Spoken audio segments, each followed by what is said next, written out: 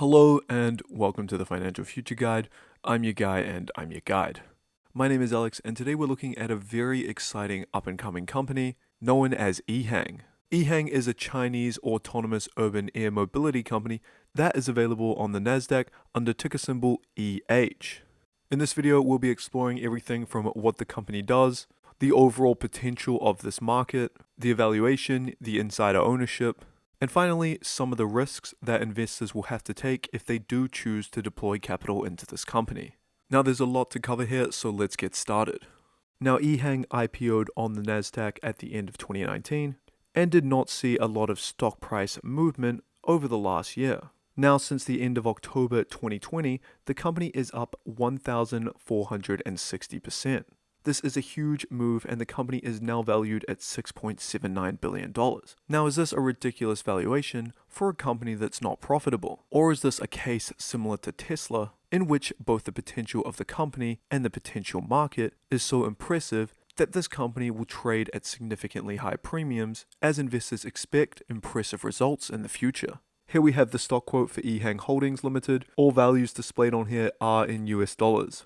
The stock last closed at $124.09, up $15.64 or 14.42% on the day. They're a small company with a market cap of $6.791 billion. Obviously, with a smaller company like this, you are taking on more risk. However, at the current valuation of just shy of $7 billion, I think there is significant room for upside growth in the coming years. Both the PE ratio over the trailing 12 months and also the earnings per share is currently a negative, so this is listed as not applicable. EHang stock had an incredibly good 2020, ranging from the lows of $7.59 all the way to $129.80. As both a new and hyper-growth company, they don't currently pay a dividend, so this too is not applicable. As I mentioned previously, they are an autonomous urban air mobility company, and they recognize themselves as an urban air mobility platform operator. What we're looking at here are the various segments of their business, and what I like about this model here is they're not only offering their product, but they're also offering ongoing services through their command and control systems and smart city management.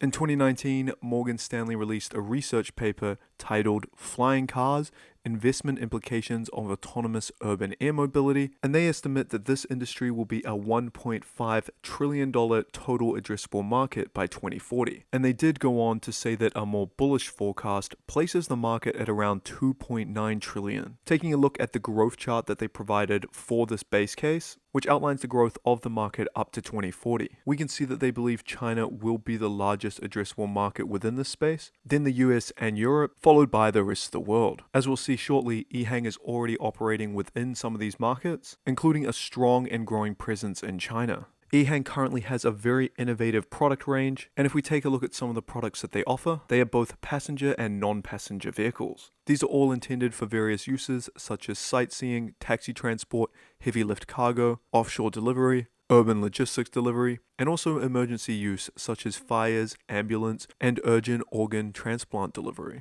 The image on the right here is one of EHang's current development projects in which they're looking to build an automated flying ambulance, which for obvious reasons could save a significant amount of lives. I think their emergency use products on their own is a huge market for them to get into. If we take their EH216F for example, this can be both a manned or autonomous firefighting vehicle. It has the capacity to carry 150 liters of foam and then use this through 6 extinguisher projectiles.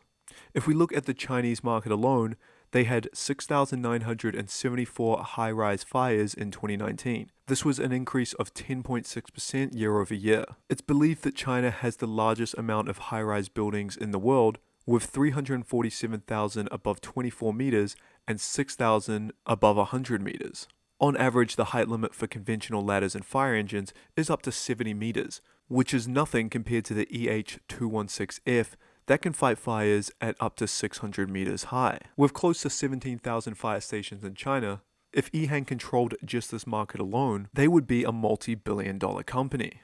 As I mentioned before, the products are definitely going to be a large part of their revenue. However, I think some of the best value comes from the services they can provide. EHang has already built multiple command centers throughout China, and this allows them to coordinate a wide range of autonomous vehicles simultaneously. The idea of the smart city management system would collectively use EHang's products to complete tasks such as power line inspections, environmental monitoring, traffic management, forest firefighting, flood emergency responses, high-rise firefighting, emergency rescue, and even aerial mapping. So EHang is not only creating the products, they're building the services and the network that would allow these products to come together as a collective unit and fulfill a significant amount of tasks. EHang is already working with some of the local governments to essentially map out where these drones would be able to operate within, and this infrastructure would essentially set the rules for other companies that are able to deploy their drones within these cities. There's obviously going to have to be significant regulation within this industry, so for EHang to be at the forefront of this, working hand in hand with governments to build the system that this industry essentially runs on, is an incredibly strong place to be.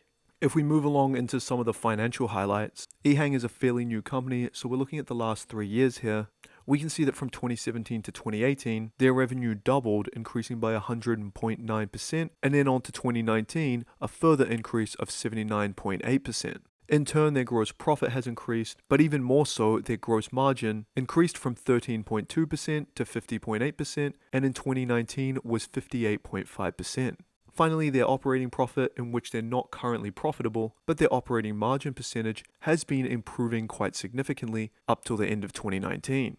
Looking at the latest data released in December 2020, just note that the values here are in Chinese RMB, but what we saw was an 104.3% increase on revenue year over year. Gross profit also followed a similar story, up 120.3% year over year, and they also improved their gross margin to 59.2%. Sales of their products has also continued to improve, in which they sold 23 EH216 passenger-grade vehicles in Q3 of 2020. Heading over to their balance sheet, this is also quite strong. Again, all values here are shown in the Chinese RMB, and at the end of the third quarter, they had over 157 million RMB of cash and cash equivalents, which equates to about 25 million US dollars. We can also see that they've been growing their inventories from 2019 to 2020, up from about 18.5 million RMB to 56.7 million RMB. I also want to mention that in June of 2020, EHang opened another manufacturing plant, which will allow them to significantly increase the scale of their operations. With year-over-year increases in both total current assets and total non-current assets, EHang's total assets sit just shy of 500 million RMB. Moving along to the liability side of things, we can see that their total current liabilities have increased over the last year, and this is predominantly due to some short-term bank loans, accounts payable, and other accrued expenses that the company has had to fork out over the last year. In terms of their non-current liabilities, they have paid off a significant amount of long-term loans, and they now have less than 8 million US dollars in total debt. With EHang's significant cash position, I think the company has a fairly strong balance sheet, which should prevent them from running into serious financial issues in the short term. Next up, we'll head over to the ownership of the company. And this to me is really exciting to see. We have Mr. Hugh, who is the owner and founder, who currently holds 42.23% of the total shares. I personally think it's a great idea to invest in companies that have strong insider ownership, and we tend to see strong performance when the company is founder and owner run. On top of Mr. Hugh's ownership, it's also very interesting to know that the top 21 shareholders own over 87% of the total company. Having a look at the ownership by class, we can see that the general public own about 13% of the outstanding shares, where institutions only own a mere 0.5%. This tiny fraction of institutional investment is quite exciting to see because it means large hedge funds haven't got their greedy little mitts over the company yet. As institutional investors begin learning about this company and deploying their capital, this should in turn have a fairly large effect on the stock price. I also find it extremely positive that of the 54.73 million shares outstanding, only 9.56 million are actually afloat. Now, the term float refers to regular shares a company has issued to the public that are available for investors to trade. This figure is derived by taking a company's outstanding shares and subtracting any restricted stock, which is stock that is under some sort of sales restriction. So this actually includes stock that is held by insiders, which cannot be traded because they're locked up for a period of time following the IPO. This is important because this is how many shares are actually available to be bought and sold by the general investing public. With only 9.56 million available, I think as EHang continues to gain both exposure and momentum, we could see this company really take off. Now, this is a small cap company, so I do want to talk about some of the potential risks that you have getting into EHang. The first one is EHang is indeed a Chinese company. Now, why is this one of the risks?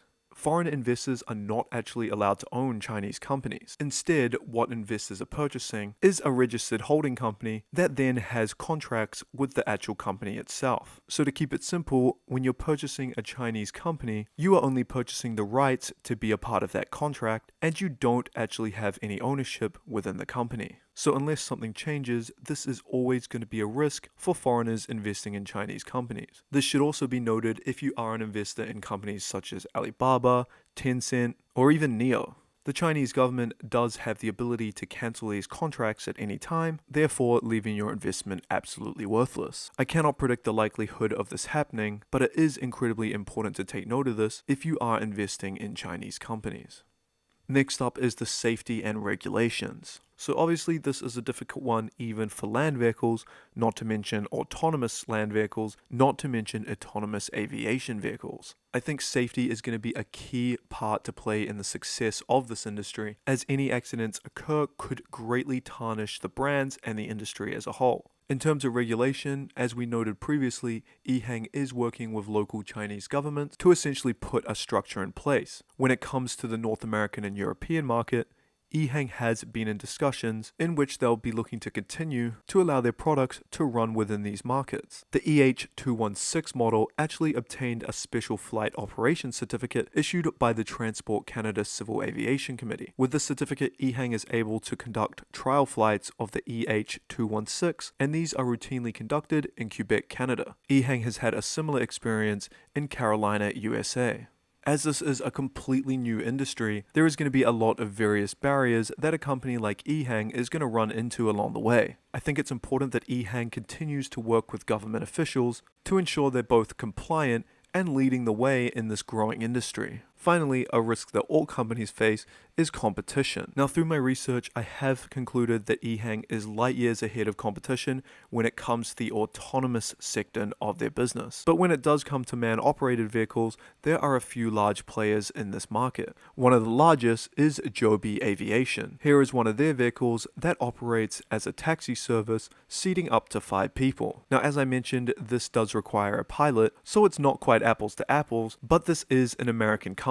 I think EHang will have no problem capturing a large part of the Chinese market, and as we noted previously in the total addressable market predictions, China is poised to be the largest market within this industry. However, I am interested to see how EHang is able to compete in the North American and European market. I believe Americans would be more inclined to trust a US company like Joby, not to mention if another big player within a similar industry, for example Tesla, was also to pursue market share within this sector. I think that North American companies would find themselves to be more trusted in the Western world.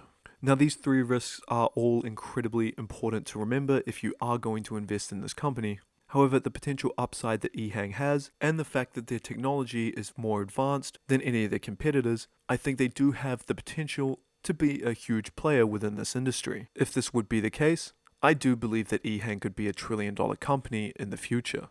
So there we have it. That is my analysis on EHang. My personal opinion is that looking at the company today at 6.79 billion may seem quite expensive for what the company is doing today. However, if I look ahead 5 to 10 years, I think that I'll look back at the current prices that the company sold at today and think that not only that was dirt cheap, but I probably should have bought more. Now, as we outlined previously, there are quite a few risks with this company, and I don't think it's going to be a smooth ride. However, I do believe that this market is a huge opportunity, and I think that EHang does have the potential to be a leader within this industry. Again, this is a bit of a riskier play, however, the upside potential is extremely large. Is this a company you're interested in? Maybe you were lucky enough to get in a few weeks ago. Let me know your thoughts, and I'm definitely interested to follow this one over the next few years, and I personally will be going along for the ride. Now, thanks for watching. Remember to like, comment, and subscribe to see videos similar to this one. And tell your friends.